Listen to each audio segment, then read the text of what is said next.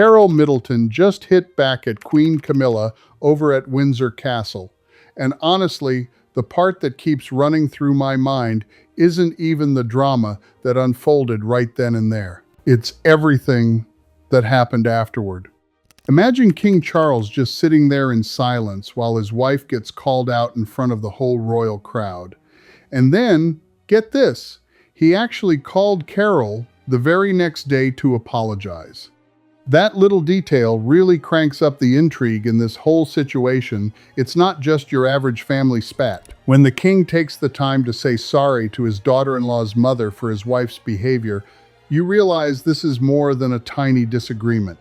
It hints at a serious shift in dynamics regarding who really holds the power in that family. Let's dive into what actually went down, because understanding the order of events really helps explain why this got so heated. The whole scene was set in the Oak Room at Windsor Castle, a place known for hosting formal events for centuries. This luncheon was meant to celebrate Princess Charlotte's impressive academic feat. She's only 11 years old and just aced a history essay, so this gathering was all about giving her a big pat on the back. Prince William and Princess Kate were there, and sources described them as being noticeably protective as they positioned themselves close to their daughter. King Charles was seated in the middle of the table, while Queen Camilla was all the way at the other end. And here's where it all begins to go south, even before anyone raises their voices. Charlotte, all excited and proud, starts sharing her essay story with her grandfather.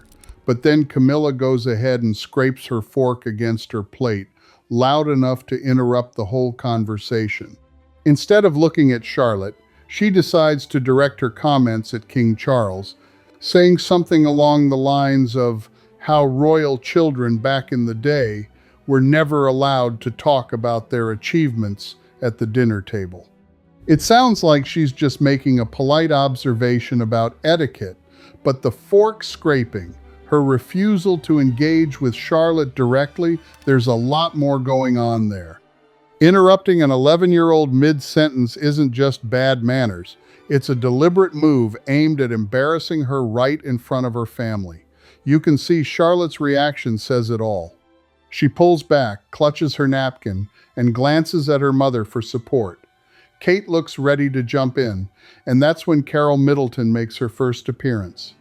She's sitting in a quieter spot in the room, and as Kate leans forward to defend Charlotte, Carole gently stops her by holding her arm back. It's not that she doesn't want to support Charlotte, but she's sensing the moment differently than Kate is. Carole has her eyes on Camilla and Charles, recognizing that this isn't an isolated incident. What we're witnessing is a pattern unfolding right before us. Camilla is pushing boundaries, testing how far she can go, while Charles is just sipping his tea and dodging the uncomfortable subject instead of addressing what just happened. This context is quite important. By the time the larger confrontation comes later, Camilla has already made Charlotte feel small during the meal. She's noticed that Charles won't step in, and she sees that William and Kate are being held back by Carole's gentle intervention. From Camilla's viewpoint, she's free to act without consequence, which sets everything in motion for what's next. Once lunch wraps up, Charlotte asks her grandfather if she can go out into the garden, which is directly below the Oak Room's balcony and can be reached by marble steps. As she steps outside, her true personality shines through. She starts skipping on the damp grass, picking roses, and just being an 11-year-old who's finally escaped a stuffy, formal gathering. She picks a bouquet of bright red roses and decides she wants to take them up to her grandfather as a little gift. It's clear what's going through her head. Things were tense during lunch, and she thinks that bringing flowers will smooth things over. However, having just been outside, her shoes are muddy from the garden, and the rose stems are a bit messy too. The roses still had dew on them, and as she walked up the marble steps, some murky water splashed onto her white silk dress. It's the kind of mess anyone could get after being outside in the rain. It shows that a child is simply being a child, not that she's careless. Charlotte returned to the balcony holding the bouquet, searching for her grandfather, and then she walked right into Camilla. That's when things took a sharp turn from passive-aggressive lunch behavior to something really nasty. Camilla was just standing there in the pathway, waiting for her. Instead of asking where Charlotte had been, or even acknowledging the flowers, she blocked her way. Camilla pointed at Charlotte's muddy shoes and launched into a harsh lecture disguised as a talk about standards. What she said was pretty telling. Instead of just commenting on the muddy shoes, she claimed the stains were a defilement and called Charlotte's stained dress proof of inferiority in the blood. She framed it as if Charlotte was sullying the family name. This is where it really gets alarming. Saying something like inferiority in the blood to a child about muddy shoes isn't a cleanliness issue. It's an attack on who Charlotte is, her identity, her lineage, her mother's family. Camilla wasn't correcting behavior. She was going for a gut punch, aimed squarely at an 11-year-old, holding a bouquet she picked as a peace offering after a tense meal. Charlotte didn't argue back or defend herself. After all, she was just 11 years old and had just been publicly humiliated by the Queen. She broke down, and the roses slipped from her grip onto the marble floor. Backing up against the glass doorframe, she started to cry. What did Camilla do? She stepped forward, literally crushing the fallen petals under her shoes, standing there with her arms crossed while looking down at the crying child. The satisfaction on her face was hard to miss. It was a heart-wrenching scene that everyone in the room could see. Charlotte, sobbing against the doorframe, was a painful sight. I can just picture the scene. Crushed roses scattered across the floor, and there's Camilla standing there, looking rather pleased with herself. That's when Carole Middleton steps in. What happens next is a real eye-opener regarding the power dynamics at work here. William and Kate, they're both quick to move toward Charlotte. You can hear Kate's chair scraping across the carpet, and William just drops his conversation. They're clearly ready to step in, but Carole beats them to it. She doesn't rush. Instead, she walks purposefully across the room. But instead of confronting Camilla right away, her first move is to bend down and start picking up those crushed roses from the marble floor. Now, that's a very intentional choice, and it's worth unpacking. Carole isn't just reacting out of emotion. She's gathering evidence. Every crushed petal, every mud-stained stem, she picks them up carefully, holding them in her hands. That same mud Camilla used as a weapon against Charlotte is now on Carole's hands, but she doesn't clean it off or shy away. She collects the entire ruined bouquet and holds it close.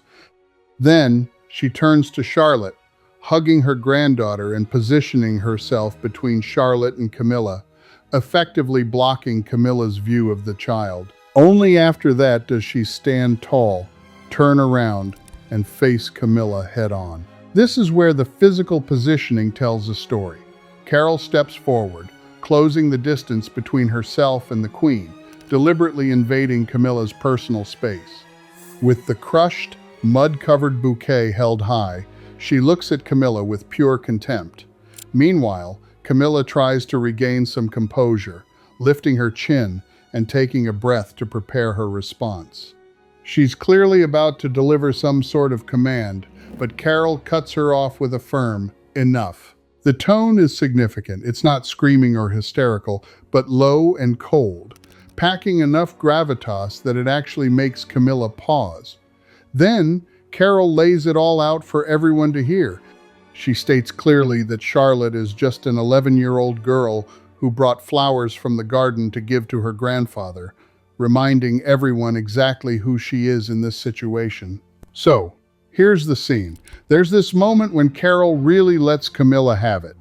She calls out what Camilla did not as some fancy lesson in royal manners, but as a clear case of emotional abuse. She's saying it was a way to break a child's spirit. That's pretty direct and hard to misinterpret.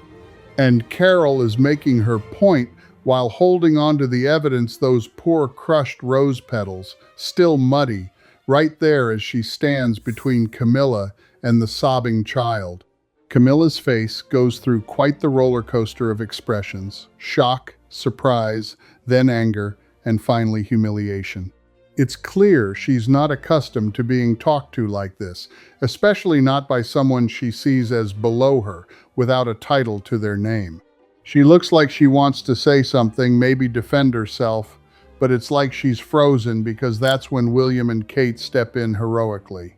William positions himself right in front of Carole and Charlotte, using his height as a physical barrier, while Kate pulls Charlotte in close, wrapping her arms around her.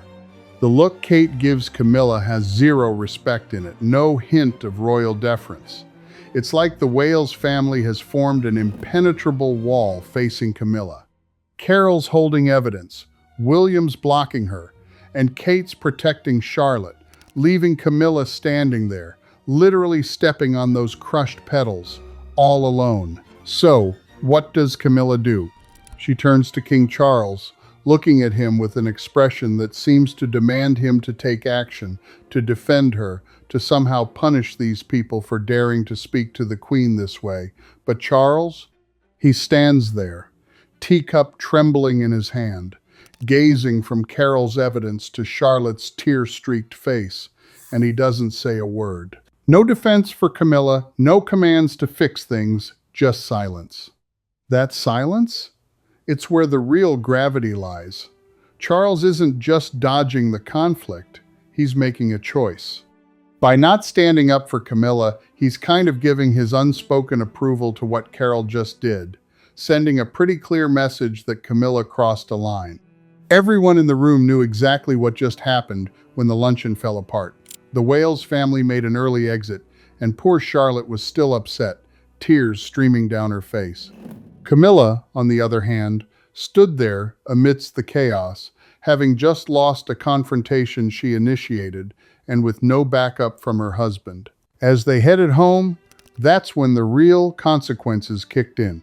Charlotte was curled up against Kate in the back seat, still recovering from her sobs, and those mud stains on her dress were a clear reminder of the turmoil. Camilla sat with crushed roses wrapped in a silk scarf on her lap, determined not to leave any traces of the event behind. William glanced from his daughter to those petals in his mother-in-law's hand, and you could see something shift in his expression. The last bit of respect he had for Camilla faded away. He pulled out his phone not to call lawyers or the police, but to contact the head of their private security team directly. In an instant, he laid down the law. No one from Queen Camilla's entourage, and not even Camilla herself, could come within 20 meters of any of the Wales children, unless either he or Kate was there too. This included their private living areas, classrooms, and any personal spaces. If Camilla or her people dared to show up, they would be stopped right away, no exceptions.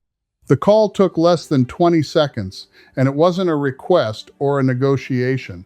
It was the future king sending a clear message that his stepmother posed a threat to his children. The fact that he could issue this order and enforce it without going through Charles or needing anyone's approval really shows the level of independence the Wales household has.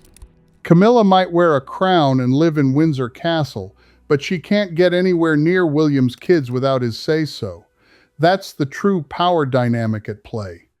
The following day, Camilla found herself in her private office at Windsor Castle's East Wing, sipping tea and waiting, probably trying to plot her next move. So, the day before was pretty dramatic, to say the least.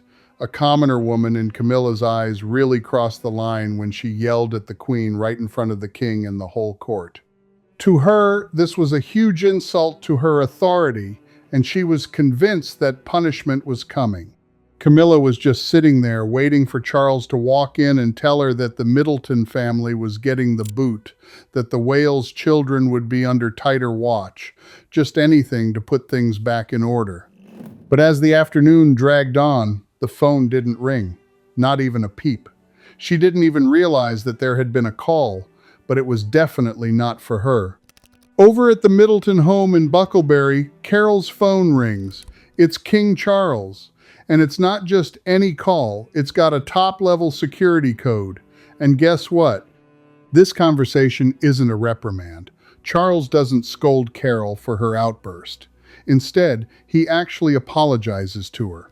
He acknowledges that she was right to stand up for her children, and admits he failed to ensure their safety. He doesn't have to say Camilla's name. It's clear where he stands. By supporting Carole, he's basically siding with the Wales family and the grandmother who defended Charlotte, leaving Camilla out in the cold. That's got a sting for her because her power has always relied on Charles. Unlike Queen Elizabeth, who had decades of respect and support, Camilla doesn't have that kind of independence. Everything she has stems from Charles backing her up, and now he's just essentially told the woman who made his wife look bad that she did the right thing. He's not going to punish Carole, nor is he going to restore Camilla's authority. Instead, he's letting the exclusion stand and apologizing to those who challenged his wife. Later that same afternoon, Charles strolls into Camilla's office. She's been anticipating his arrival all day, and when he steps inside, she's on cloud 9.